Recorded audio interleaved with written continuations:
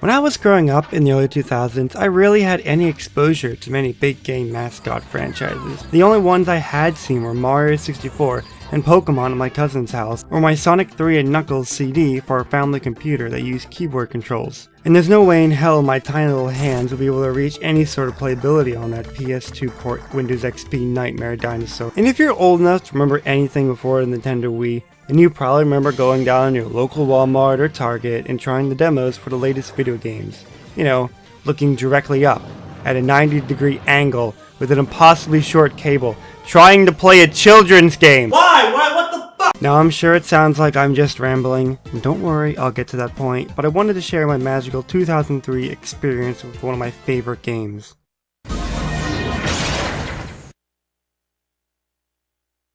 The GameCube demo had a special disc on it. This magical disc had several games and trailers to distract kids and fathers while mom goes and picks out some socks for tomorrow's Sunday Mass. For the older crowd, this preview disc had games like Tom Clancy's Splinter Cell, Soul Calibur 2, and Beautiful Joe, while the kids, they had Sonic Adventure DX and Billy Hatcher and the Giant Egg. Of course, I chose the boy who hatched, Billy. Hey, I was a little kid. I saw colors, a silly name, and a chicken suit. What more could pique my interest? So I gave it a try. And I died. I died a lot. The demo starts by having you roll down a curvy path to the beach. I constantly fell in the water. I don't even remember how far I got before I had to stop. As mom called me away, I felt a mix of disappointment and longing for more on top of my terrible neck pain. And so, I forgot about Billy and his egg rolling adventures for the next few years.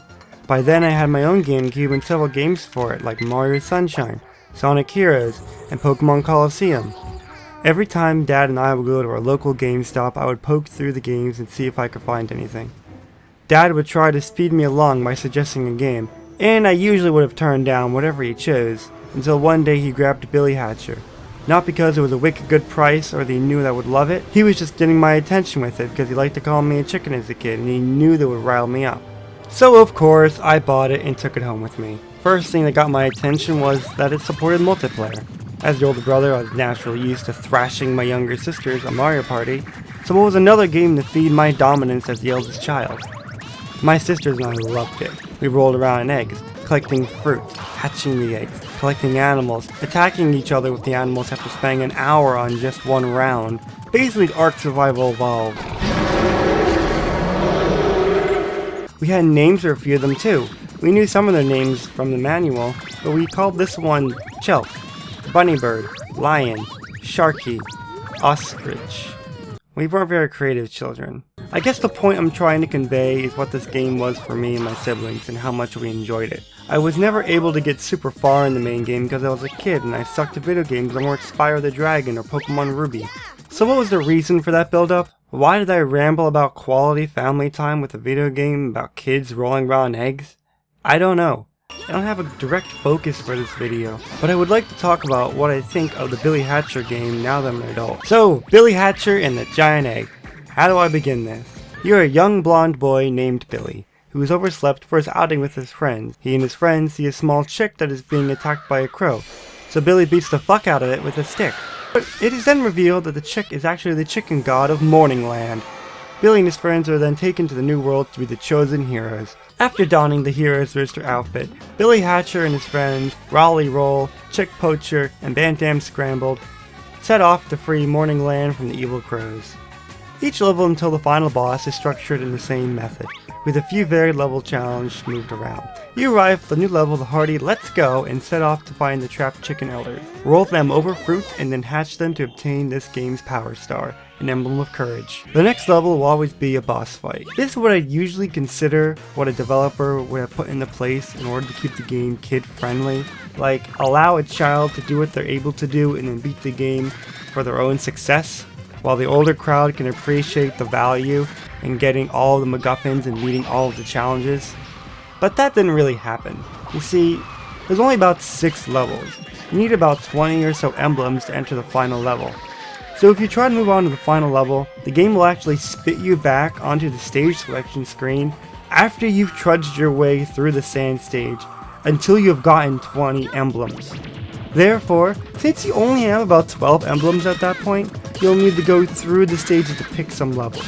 Now the structure of all the stages follows a mismatch order of this for the total of 8 emblems for each stage. Collect X amount of giant coins, kill 100 crows, race an NPC, find and free the 7 caged chickens, and 1 or 2 actually creative levels for that stage. 3 of the stages level 4 actually have you save your captured friends before they're blown up. That allows you to play as your friends. I always liked playing Bantam as a kid, because I thought you actually could grab ledges better. Stages also follow the Sonic Zone tropes we all know: forest, pirate, volcano, ice, circus, desert, and chicken heaven. Once you reach the final level, you don't need to free any chicken elders, you just travel to the final boss area. And I'm sorry if this is your favorite childhood game, but this final boss is awful, and it hurts any sort of conclusion the game was trying to have. Your final boss is, I believe, named Dark Raven. They use a mechanic they taught you earlier in the level in order to beat his first form. You must roll over a dark patch on the ground until it's completely gone. You don't need to get all the circles cleared, just the one, and believe me, you're gonna have a hard time with this. The game wants the whole circle gone. You want a single pixel left, otherwise the circle reforms and damages you. This becomes extremely frustrating when there are more circles placed down, and you can't tell which circle had which darkness. This is all going on while this snarky asshole Raven watches you aimlessly roll around in front of him. His final form is just another giant raven, but spookier, I guess. At first, you can't really do anything to him, and the bird just rips off your chicken suit. But then Chicken God steps in and gives you some good old divine intervention with a new chicken suit. But this one has a fancy light effect thing going on. Anyways, now you must dodge the raven attacks and wait for the most damning mechanic of all to screw you over. You need to stand directly in front of the raven, wait for it to fire a ball of light at you, press B button at the perfect frame to catch it, then beat the fuck out of it to finish him off. I died so many times to this thing because I missed the perfect frame grab. You have zero room for error on this one. After you save Moneyland, the whole chicken world sings your praise and peace returns. But now we can talk about the most interesting part of the game, the gameplay mechanics. And once Billy has an egg, his mobility is staggering. You can press A to jump, tap A again to bounce jump off the ground, hold A for a ground slam, press B to smash the egg down in front of you, hit R in midair to do an air dash in the direction of your choosing, press B on the ground to roll your egg forward and watch it boomerang back to you, press R to accelerate yourself for an egg dash, and press A while you're dashing for a long jump to fling yourself super far. These abilities can be super well executed with the stage design, allowing you to travel extremely fast and perform some nifty combos. Each stage is littered with eggs of all kinds. They either have an animal inside to help you, or a power-up. You don't need them for about 95% of the game. They are pretty useless. You just need your egg to kill things. And you only need the animals for 5% just to solve a few level gimmicks or wall blockings. The power-ups are pretty pointless outside the multiplayer. Sorry if that cracks your egg. But I still love the Jester Hat, please don't hate me. Each level has 5 chick coins for each stage. These are a neat thing to hunt for, but are ultimately pointless. They allow you to use that level of Sonic egg that would normally have been unobtainable. These eggs hatch into none other than big name Sega characters. These are also pointless. They're a neat thing to see when they appear in multiplayer, but they're no more helpful than the other eggs. Which brings me to the best aspect of the game, the multiplayer. You and your friends can play in either deathmatch, with stock, or just hatch animals. However, the animal hatching only goes to a preset amount of points, which you can just steal and win instantly by killing your friends. Kinda just turns into another deathmatch, but when the screen is all cluttered from split screen, it feels difficult to control the camera properly. Why do I like this game mode again? Oh yeah, nostalgia. Scattered throughout each boss level is a special egg that allows you to demo a small downloadable game. When you connect your Game Boy Advance via the cable to your GameCube, you can play several games. Easy and Hard Chicken Shoot, Knights, Choo Choo Rocket, and Puyo Puyo Pop.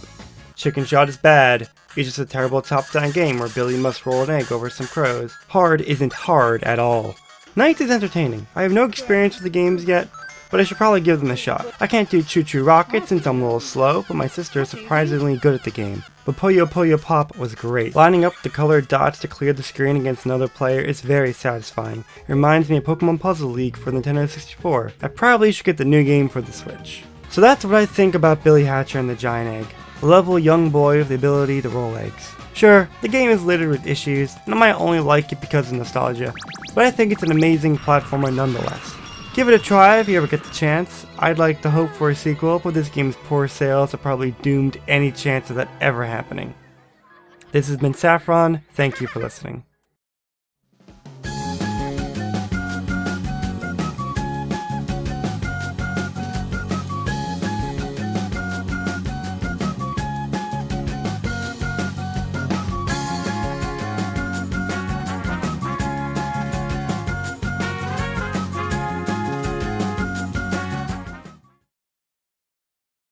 Oh, that's easy. That's easy. That was simple.